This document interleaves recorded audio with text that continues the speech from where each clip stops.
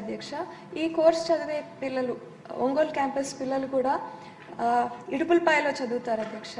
So వీరికి ఒంగోలులోనే ఈ course complete చేసే విధంగా ఏర్పాటు చేయగలిగితే బాగుంటుంది అధ్యక్ష.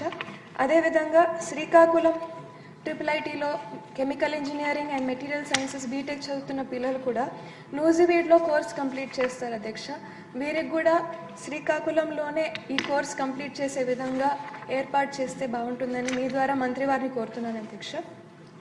ఇంకా పుట్టపర్తి నియోజకవర్గంలో అధ్యక్ష 6 మండలాలు మన క్వశ్చన్ అవర్ మొత్తం 1 అవర్లో పూర్తి చేయాలి. నేను మీటింగ్లో డిసైడ్ చేశారు. అంటే సూటిగా ప్రశ్న వేస్తే మినిస్టర్ గారు కూడా సూటిగా సమాధానం.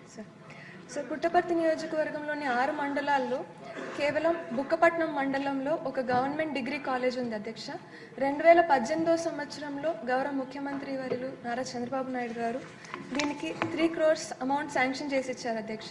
మొదటి ఫేజ్ కింద 50 లక్షలతో పని ప్రారంభమైంది అధ్యక్ష. కానీ గత ప్రభుత్వం అది పట్టించుకోకపోవడం వల్ల పనులన్నీ అర్ధాంతరంగా నిలిచిపోయాయి అధ్యక్ష. మీ ద్వారా మంత్రి వారికి అసంపూర్ణంగా ఉండే బిల్డింగ్ ఫోటోలు అన్నీ పంపిస్తాను అధ్యక్ష. సో ఈ ప్రాజెక్ట్ని కంప్లీట్ చేయడానికి అమౌంట్ శాంక్షన్ చేయాల్సిందిగా మీ ద్వారా మంత్రి వారిని కోరుతున్నాను అధ్యక్ష. ధన్యవాదాలు అధ్యక్ష. ఆంధ్ర రాష్ట్రంలో ఒకసారి మనం చూస్తే అధ్యక్ష 4 RGUKT క్యాంపస్లు ఉన్నాయి అధ్యక్ష. ఇప్పుడే సుందరారెడ్డి గారు చెప్పినట్లు ఇప్పుడు నూజివీడ్ క్యాంపస్లో కూడా ఇంకొన్ని పర్మనెంట్ ఫెసిలిటీస్ పూర్తి చేసడానికి 60 కోట్లు ఖర్చు అవుతుంది అధ్యక్ష. RK వ్యాలీ పూర్తి చేసాక ఒక 40 కోట్లు. ఒంగోలు క్యాంపస్ అవుతాయి అధ్యక్ష. సుమారుగా 2 విడతలు కూడా మనం పూర్తి చేయాలంటే టోటల్ బడ్జెట్ రిక్వైర్డ్ 600 కోట్లు అధ్యక్ష. శ్రీకాకుళం క్యాంపస్కు 300 కోట్లు అధ్యక్ష. ఇది మేము పర్సనల్గా మేము చూస్తున్నాం అధ్యక్ష. ఎందుకంటే ఎక్కడికక్కడికే అంటే ఏ జిల్లాలో అక్కడనే పిల్లలు చదవాలి, ఇక్కడ టెంపరీ అకామిడేషన్కి వేరే వేరే క్యాంపస్లకి మేము పంపిస్తున్నాం. ఇది కరెక్ట్ కాదని మేము ఇప్పటికీ డిస్కషన్ చేసాం అధ్యక్ష. గౌరవ ఆర్థిక శాఖ మంత్రులతో కూడా మేము మాట్లాడాము. కేంద్ర ప్రభుత్వం కొత్త స్కీమ్ కూడా శాస్కీ స్కీమ్ తీసుకొచ్చింది అధ్యక్ష. ఆ స్కీమ్ ద్వారా ఈ క్యాంపస్ కన్స్ట్రక్షన్ అంతా దాంట్లోకి DPRs తయారు చేసి ఆ స్కీమ్ ద్వారా కూడా డబ్బులు తీసుకోవాలని మంత్రి గారు కూడా మాకు ఆదేశాలు జారీ చేస్తాం జరిగింది అధ్యక్ష. సో మేము దాని కింద ఏ క్యాంపస్లో అయితే పిల్లలు చదువుతున్నారో అదే క్యాంపస్లో ఆ కోర్స్ మొదలుపెట్టి పూర్తి చేసే బాధ్యత మేము తీసుకొస్తాం అధ్యక్ష. సో దానికి కావాల్సిన నిధులు కేటాయించి ఆ పనులను కూడా పూర్తి చేస్తాం అధ్యక్ష. ఇప్పుడే మేడం గారు అడిగారు పుట్టపర్తిలో కూడా క్యాంపస్ ఏర్పాటు చేస్తే బాగుంటుందని మేడం గారు కోరారు అధ్యక్ష. అది మేము సెపరేట్గా డిస్కస్ చేసి గౌరవ ముఖ్యమంత్రి గారి దృష్టికి తీసుకెళ్తాం. క్వశ్చన్ నెంబర్ 1166 అండి, బస్తుల బలరామకృష్ణ గారు. అధ్యక్ష మొదటి ప్రశ్నకి సమాధానం లేదండి, రెండో ప్రశ్నకి సమాధానం లేదండి, మూడో ప్రశ్నకి సమాధానం ఈ ప్రశ్న ఉత్పన్నం కాదు. ఎమ్మెల్యే గారు. అధ్యక్ష ధన్యవాదాలు అధ్యక్ష. ఇక్కడ మనకి నన్నయ్య యూనివర్సిటీ అనేది చాలా ప్రెస్టీజియస్ యూనివర్సిటీ అధ్యక్ష. 400 పైగా ఎఫిలియేటెడ్ కాలేజెస్ ఉన్న ఏకైక యూనివర్సిటీ అధ్యక్ష. అక్కడ ఏదైతే మనకి ఈ కళాశాలలు ఎఫిలియేటెడ్ కళాశాలలు ఉన్నాయో దానికి ఏ విధమైన ఇన్ఫ్రాస్ట్రక్చర్ లేకుండా, కావలసినటువంటి సిబ్బంది కూడా లేకుండా వాళ్ళందరికీ కూడా ముడుపులు తీసుకుని అక్కడ వాళ్ళ పర్మిషన్ ఇచ్చినట్లుగా చాలా కంప్లైంట్లు ఉన్నాయి అధ్యక్ష. గత ప్రభుత్వ హయాంలో అయితే మితిమీరినటువంటి అక్రమాలు కూడా జరిగినాయి అధ్యక్ష. అక్కడ ఏ విధమైన ఇన్ఫ్రాస్ట్రక్చర్ ఉండదు, అధ్యాపకులు ఉండరు. ఒకే అధ్యాపకుడు 5-6 కాలేజీల్లో కూడా వర్క్ చేస్తున్నట్టుగా కూడా చూపించి వాళ్ళ పర్మిషన్ ఇస్తారు అధ్యక్ష.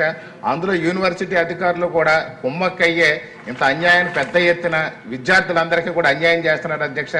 మన మంత్రి గారు ఏదైతే అన్ని ప్రక్షాళన చేస్తూ విద్యా వ్యవస్థలో కూడా అద్భుతమైన పెనుమార్పులు తీసుకొస్తూ ఉన్న సమయంలో కూడా ఇప్పుడు ప్రస్తుతం కూడా ఇదే అక్రమాలు జరగడం చాలా దారుణమైన పరిస్థితి దారితీస్తుంది అధ్యక్ష.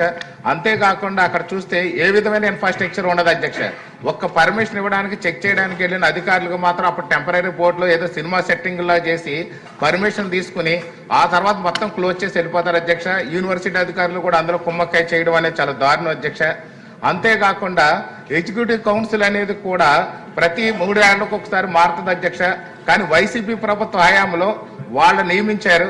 మాజీ శాసనసభ్యుడు మామగారు ఒక్కడ అధ్యక్ష, అందులో ఒక మంత్రి గారు అనుచరుడు ఒక్కడ అధ్యక్ష. వీళ్ళందరూ కలిసి యూనివర్సిటీ అధికారులు అదేవిధంగా ఈసీ మెంబర్లు కలిసి పెద్ద పెద్ద స్కాములు చేస్తున్నారు అధ్యక్ష. నన్నయ్య యూనివర్సిటీ పుట్టిన దగ్గర నుంచి అక్కడ స్కాములకు అడ్డాగా మారిపోయింది అధ్యక్ష. ఒక టెండర్ల విషయంలో కూడా చూసినట్లయితే వాళ్ళకు నచ్చిన విధంగా వాళ్ళు టెండర్ కండిషన్ పెడతారు అధ్యక్ష.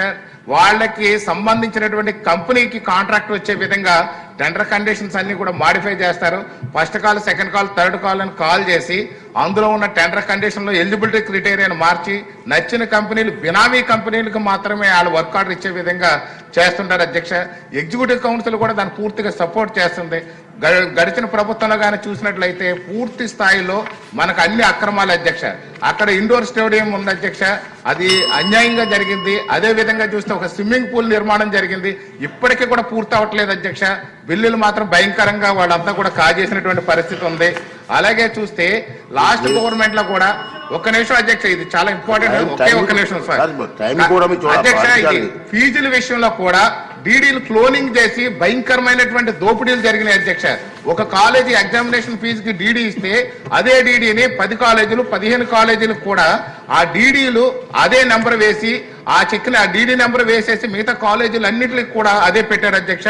అదే విధంగా చూస్తే చాలా మంది ఎంప్లాయీస్ కి అక్కడ ప్రమోషన్స్ అనేది ఇనెలిజిబుల్ క్యాండిడేట్లకి ఎవరైతే సీనియర్స్ పక్కన పెట్టి జూనియర్స్ కు మాత్రమే పర్మిషన్ ఇస్తున్నారు అధ్యక్ష. ఇది గతంలో కూడా హెచ్ఆర్డి మంత్రి గారు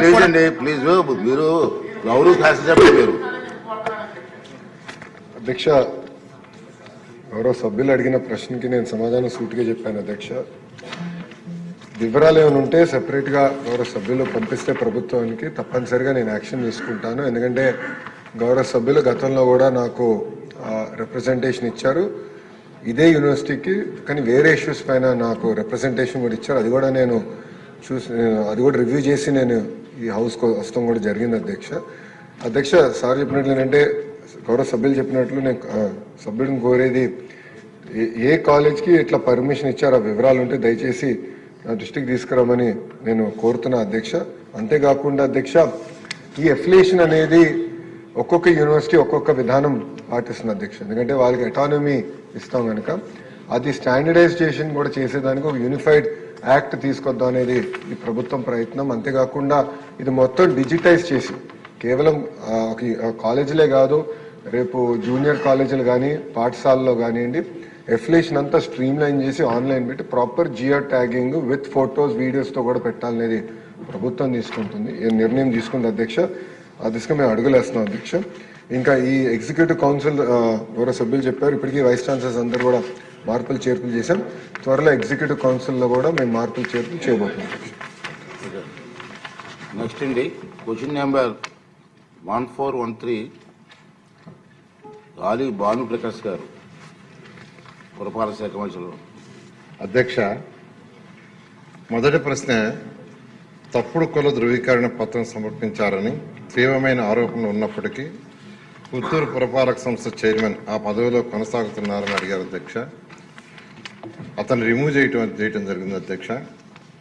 రెండవ ప్రశ్న, అనర్హత చర్యలు చేపట్టడం జరిగి